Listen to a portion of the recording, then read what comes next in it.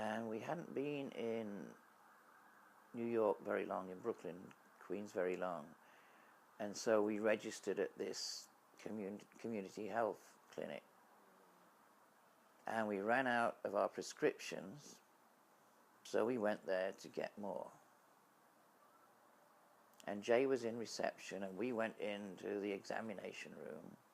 And they said, wait here. So we lay on the table, whatever you call that thing, the gurney. And eventually in came this middle-aged female doctor. And she took my pulse, took my blood pressure, and as she was doing that, she said, so when did you have your last period? And we went, we haven't.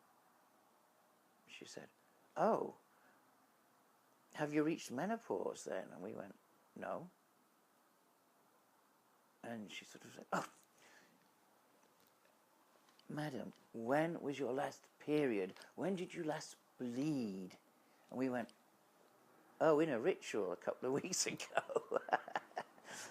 But we don't have periods. And she's, what do you mean you don't have periods? And we went, we're not biologically female, doctor. And she looked at me, she went, oh! And she stormed out. Then she came back in really furious and angry, and she's going, we can't have people like you in here. How dare you come into this clinic? People like you, we don't want you in here. You're going to have to leave. And we went, but we need these pills to stay alive, doctor. Could we just please get a prescription? Because in 3 days, we'll die if you don't give them to me. Don't be ridiculous. Get out of here. And don't ever come back. We said, aren't you supposed to take care of patients? You're supposed to look after me. How can you throw me out of this health center? I'm not prepared to talk to you about that. Just get out of here. We do not want your kind of people here. Don't ever come back. And she threw us out.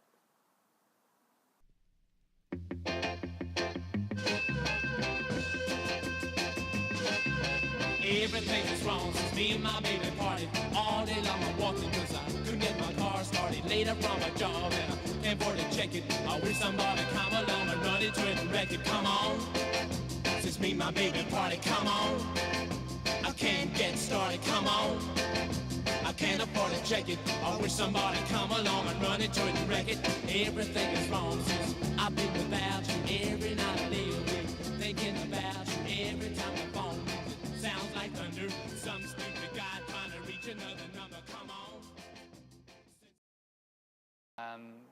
A little bit about me and my background is that I'm from New York, born and raised about an hour from the city.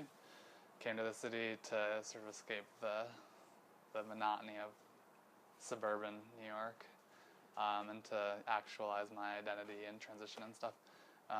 And just because there's more access to things like art and stuff like that, music. I have been transitioning for about 4 years now. I started going to a center here 4 years ago. Actually, before that, I started going there about 6 years ago, called Callan Lord.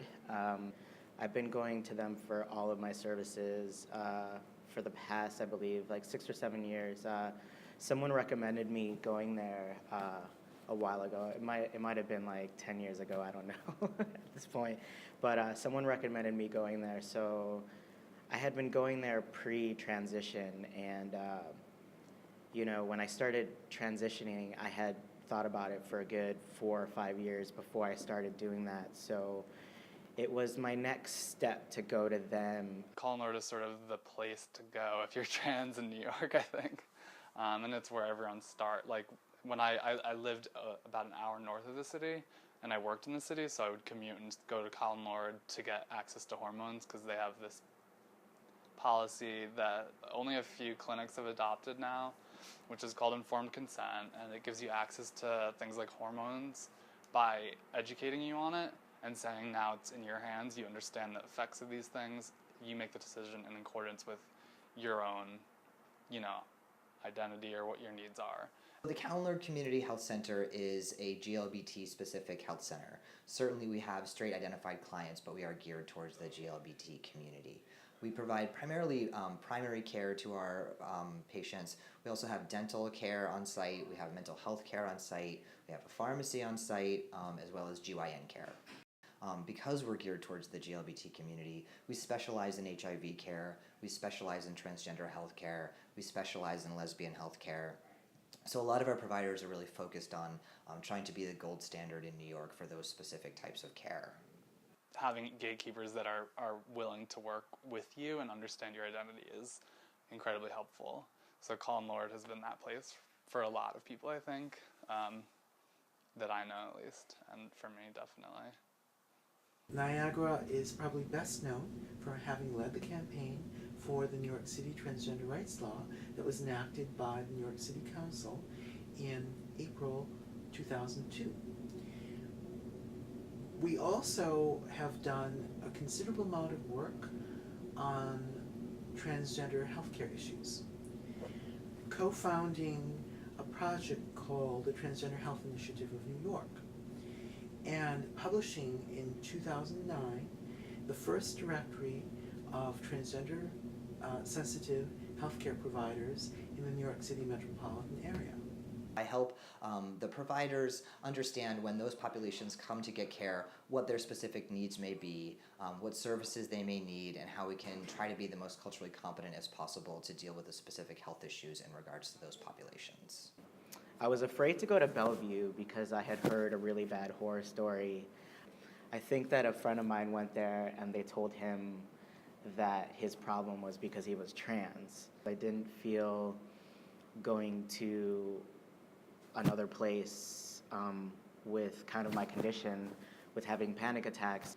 So I waited it out and I decided to wait and then go see the mental health department at Callan-Lorde. The fears of using the bathroom, the fears of healthcare, all that, all those fears that you don't even think about because you live your life normally and you're like, this is me, whatever. But, when I use the bathroom, I think with my longer hair, people assume that I'm a woman, and then when they look at my face, they're like, oh no, it's a man. But either way, I don't pass in any sort of,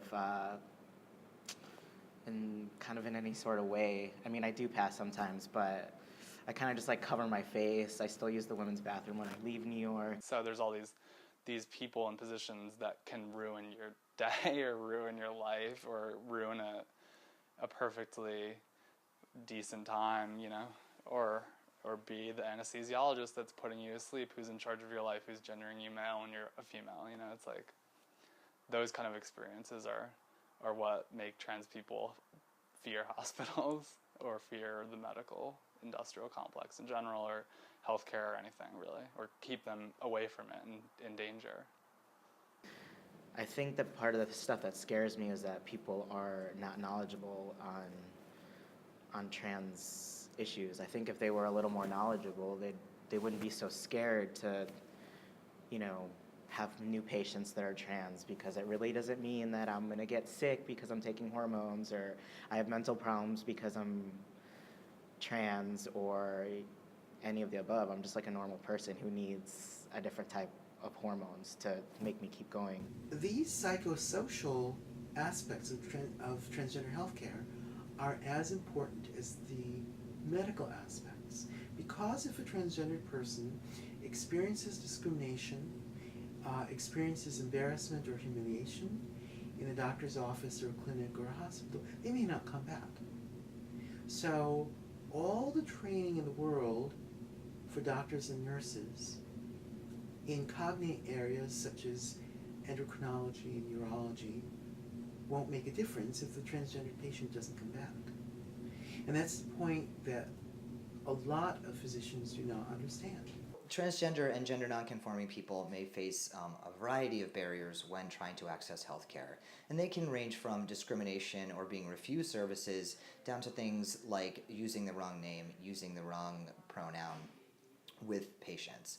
So Sometimes the issues are about just the provider knowing the best way to treat people. A lot of providers don't know, for example, what hormones people need to access, what the dosages are.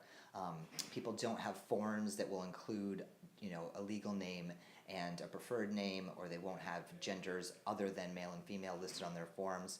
So there's a variety of cultural competency issues when people are facing healthcare, and in addition, there's a variety of issues actually related to their medical care. For example, if you're someone that presents as a male, so you're a trans man and you present to get gynecological services, a lot of times you'll just be turned away because people won't understand why you need those services. It can be extremely challenging for folks to find not only primary care physicians that understand their needs, but also specialists that understand their needs. So one thing that CalNORD does a lot is educate other providers on the best way to have transgender and gender nonconforming people feel respected in those facilities. So hospitals, specialists will reach out to us and ask for us to come and train them on the best ways to provide care to transgender and gender nonconforming people, and that's something that we do a fair amount. Another thing that we've been trying to educate, especially providers around the country about, is our model of informed consent surrounding hormones. There used to be a standard of care called the Harvey Benjamin Standards of Care that necessitated someone to live in the gender they were wanting to transition to for 2 years before they were allowed to access hormones. Obviously, that can be extremely difficult for someone to try to live in that gender when they don't have access to hormones or they don't have access to surgery. So early on, CalNORD adopted what we call an informed consent model, which essentially means if you're able to what essentially means is if you're able to consent to medical care at all, you're able to consent to getting hormones. So we do have one session that's an educational session for folks to understand what hormones do, what they don't do, what the risks are, what the benefits, and then if they're able to consent, they're able to access hormones. That's something we're really trying to get other providers around the country to understand. But as I say, these psychosocial aspects are just as important, and they are in fact the core of what I do when I do transgender sensitivity trainings. Because the sensitivity has to be there in order to establish a relationship of trust and confidence with a healthcare provider, which is the basis for any effective and successful relationship with a healthcare provider.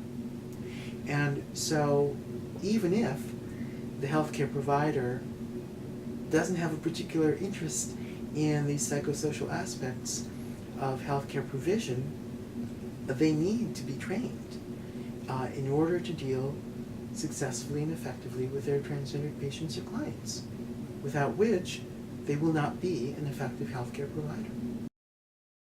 So transgender and gender nonconforming people often have a hard time finding providers that are culturally competent. Because of that, they have to do a variety of different things. Sometimes they travel great distances to go to a provider that is trans-sensitive.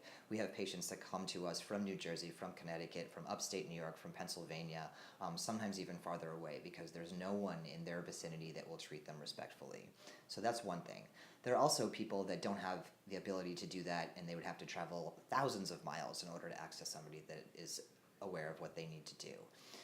And those folks often will access hormones in a variety of ways. Sometimes they'll buy them on the internet, sometimes they'll get them from their friends.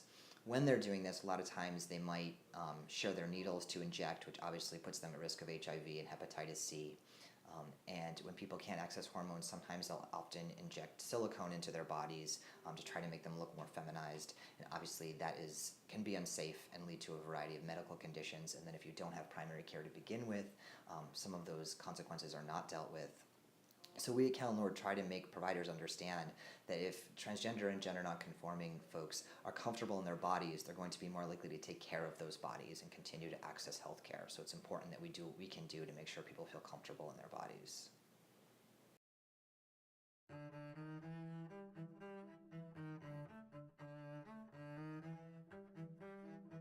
It's just good for parents to see because now young people are starting to transition and get access to healthcare as young people who are, taking whatever particular hormones they can take as young people that their parents and them are educated on.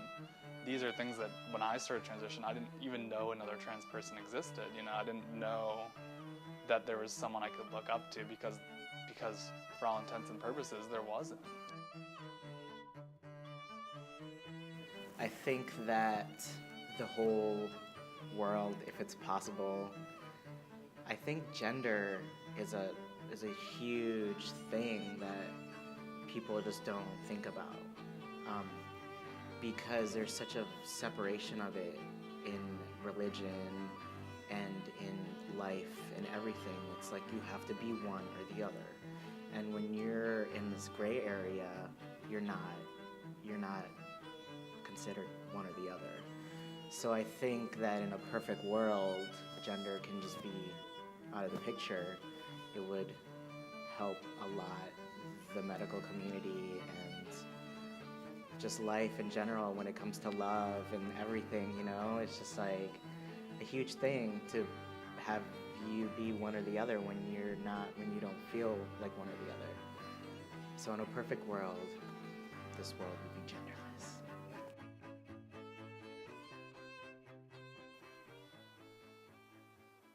If you let go of the concept of being male or female, and if you start thinking about working with DNA, with socialization, with culture, with consciousness as raw materials, then we can be anything we want to be. We don't even have to look like each other anymore. This is, to me, the beginning of the option of humanity to take control of itself and redesign itself for the most amazing potential future. To us, we once put it rather bluntly, transgendered people are the stormtroopers of the future. They are the people daring to state there are so many more options and risk their lives to do it. Now, we must never forget how many threats there are to people who stand up to be counted and say, it's not finished, evolution. And this is not an either-or universe. This is a universe in endless flux. And the possibilities are endless, and so are the impossibilities.